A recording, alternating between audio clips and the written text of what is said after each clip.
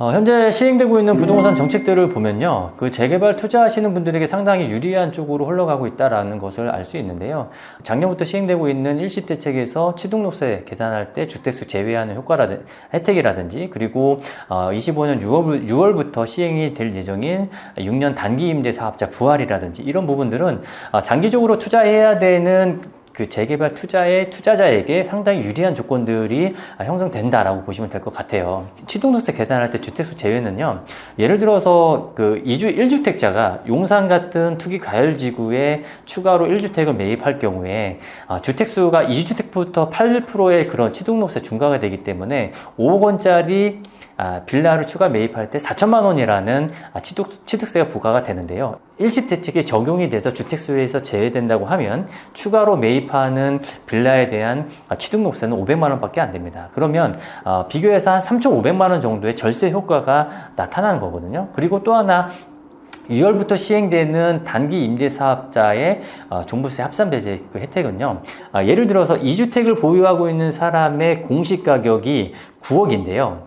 추가로 매입하려고 하는 금액이 3억이에요. 그러면 이 사람은 9억이 넘어가기 때문에 종부세를 낼 수밖에 없거든요. 이 3억이라는 부분에 대해서 종부세를 낼 수밖에 없거든요. 그런데 6년 단기 임대 사업자를 등록할 경우 이 3억이라는 금액은 종부세를 계산하는 데에서 합산에 배제되기 때문에 이 사람은 종부세에 대한 부담 없이 이 빌라를 보유하면서 장기적으로 보유할 수 있다라는 점에서 이번에 시행되는 종부세 합산 배제가 투자자에게 굉장히 큰 메리트가 될 수 있다라고 생각이 됩니다. 그렇지만 이렇게 종부세 단기 임대 사업자에서 종부세 합산 배제가 되는 그 조건이 좀 정해져 있는데요. 수도권 같은 경우에는 이 빌라의 공시 가격이 4억을 넘어가면 종부세 합산 배제 혜택이 주어지지가 않습니다. 그리고 금액을 떠나서 투기 과열지구에는 단기 임대 사업자에게는 종부세 합산 배제 되는 이 혜택을 주어지지가 않습니다. 그러면 투기 과열지구에 투자하려고 하시는 분들은 10년짜리 장기 임대주택 사업자를 등록하시면 종부세 합산 배제가 가능하거든요. 그래서 우리가 10년 이상을 바라보고 투자를 하는 것이 이 재개발 투자이기 때문에 장기 임대 사업자 등록을 하셔서 10년 동안 종부세 합산 배제라는 이 혜택을 보시면서 가져가시는 건지, 정말 오랫동안 가져가면 가져갈수록 수익을 극대화할 수 있는 이 재개발 성격과 맞지 않나라고 생각이 되고, 재개발 투자 같은 경우에는 내가 정말 얼마만큼 오래 가져가고 얼마만큼 오래 버티느냐가 수익률을 극대화할 수 있다고 생각하거든요. 특히나 내가 용산이라는 지역을 지금 투자해서 5년 동안 갖고 있는 것과 10년 동안 갖고 있는 것, 그리고 그 이상을 갖고 있는 것에 따라서 내가 투자 수익률을 얼마만큼 극대화할 수 있는지 차이가 난다고 보거든요. 그리고 그 보유하는 기간 동안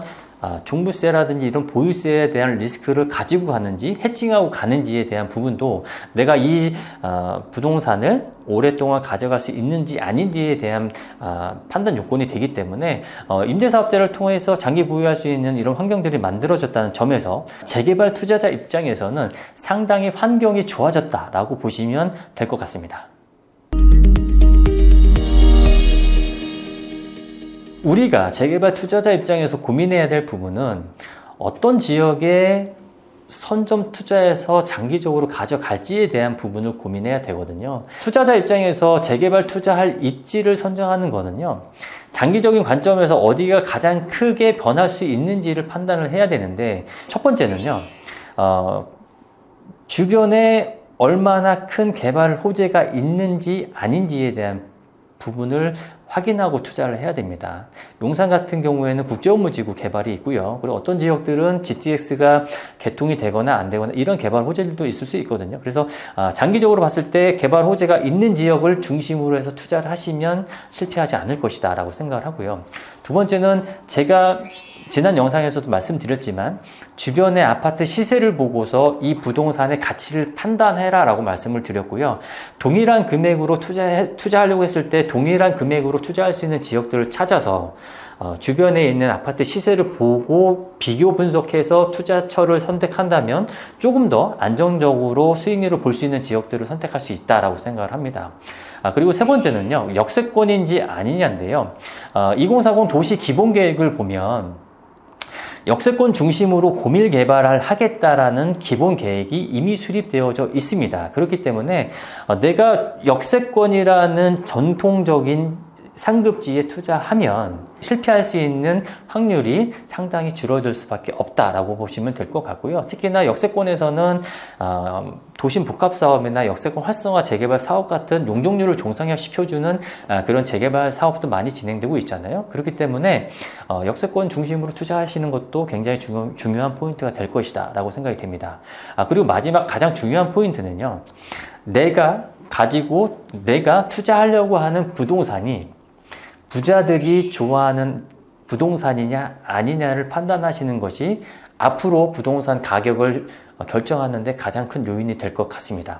최근에 아파트 가격 변화를 보면요, 부자들이 좋아하는 아파트는 정말 하늘 높은 줄 모르고 가격이 지속적으로 올라가고 있고요. 부자들이 선호하지 않는 지역들은 가격이 정체되어 있는 상황들을 볼 수 있거든요. 이러한 현상들은요, 우리나라가 선진국이 되면 될수록 소득이 높아지면 높아질수록 이러한 현상들은 더 크게 벌어질 수밖에 없다. 그래서 부자들이 좋아하는 동네, 부자들이 좋아하는 입지에 쫓아서 투자를 해야 되고, 부자들이 좋아하는 그런 입지는 공원이라든지 한강뷰라든지 여가를 즐기면서 즐겁게 살고 뭔가 누리면서 살 수 있는 그런 입지들, 그리고 한강뷰라는 나만이 가지고 있는 희귀템인지 아닌지에 대한 부분들을 판단하고서 투자를 하시는 것이 재개발 투자하는 데 있어서 가장 큰 포인트가 될 것입니다.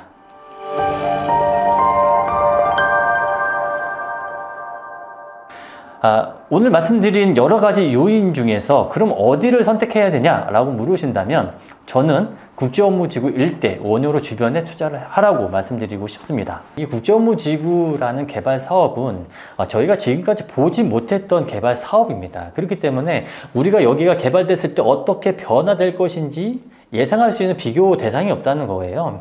그렇기 때문에 국제업무지구 주변으로 개발을 하고 어떤 분들은 정말 용산 원효로 일대에 가지고 가는 그 부동산은 대대손손 물려줘야 된다라고 말씀하시는 분들도 계시거든요. 그만큼 국제업무지구 주변으로 무조건 봐야 된다라고 말씀을 드리고 싶고, 특히 국제업무지구가 개발이 됐을 때 가장 크게 영향을 받는 지역은 당연히 원효로 3가 일대가 되겠습니다.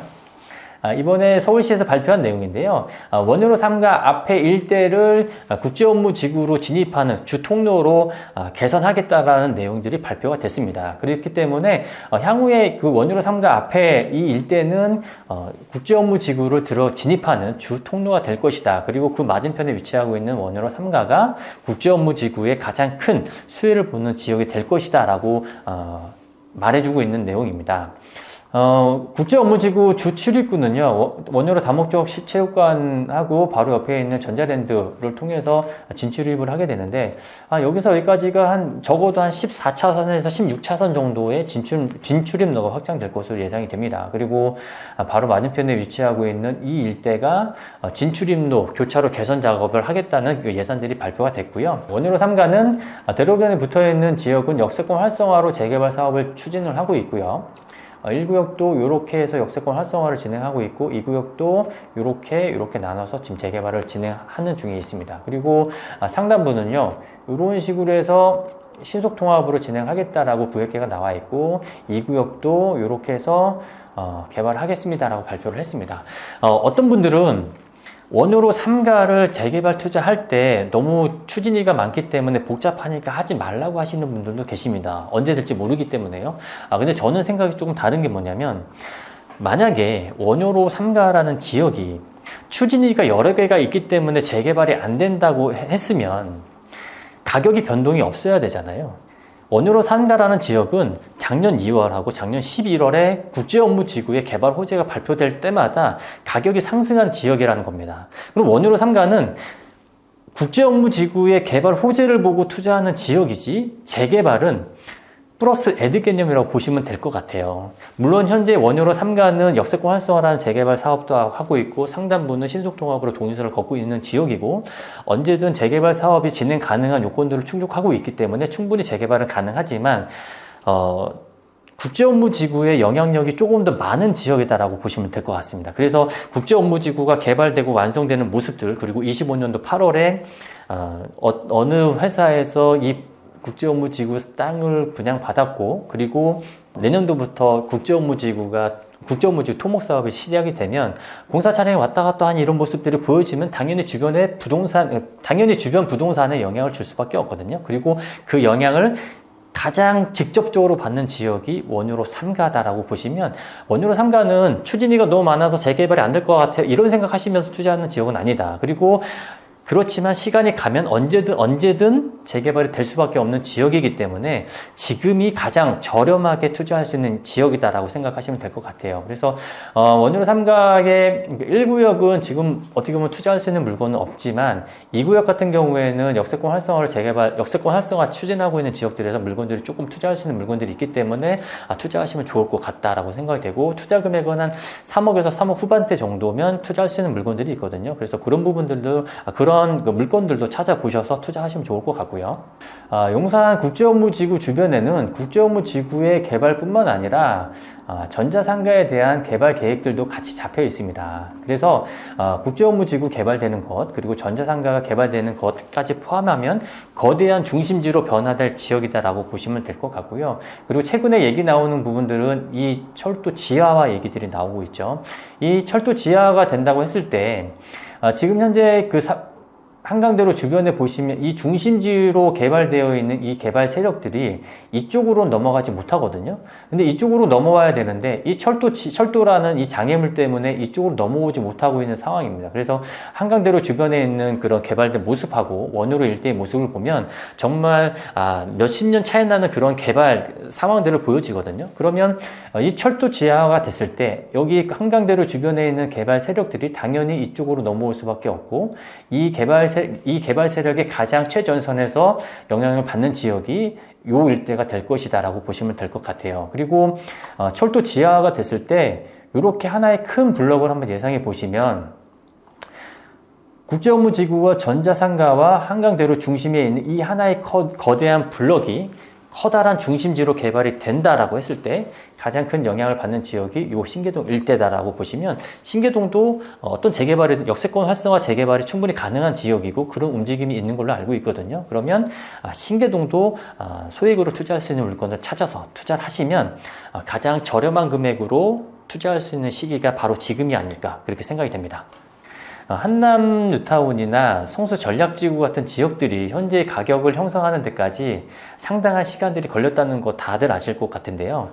재개발 투자라는 것은 이렇게 재개발이 진행되는 절차에 따라서 가격이 올라가는 것도 있지만, 재개발이 진행이 안 된다 하더라도 재개발이 진행될 것 같은 그런 기대감 때문에 가격이 올라가거든요. 그렇지만 용산이라는 지역은 재개발도 재개발이지만 국제업무지구라는 굵직한 개발 호재, 그리고 민족공원이라는 개발 호재들이 있기 때문에 거대한 개발 호재 플러스 재개발까지 묶여있는 그런 투자 대상지가 바로 용산이라고 생각합니다. 장기적으로 봤을 때 가장 실패하지 않는 투자 전략은요, 이처럼 개발 호재가 있는 지역에 재개발이 되는 지역들을 찾아서 선점 투자한다면 절대로 실패하지 않는 재개발 투자가 될 것이라고 확신합니다.